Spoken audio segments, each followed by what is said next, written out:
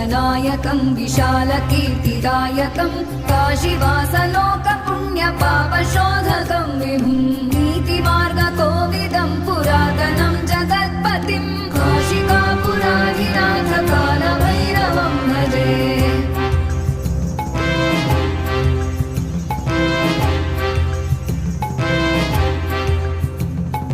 कालभैरवाष्टकं पठन्ति ये मनोहरं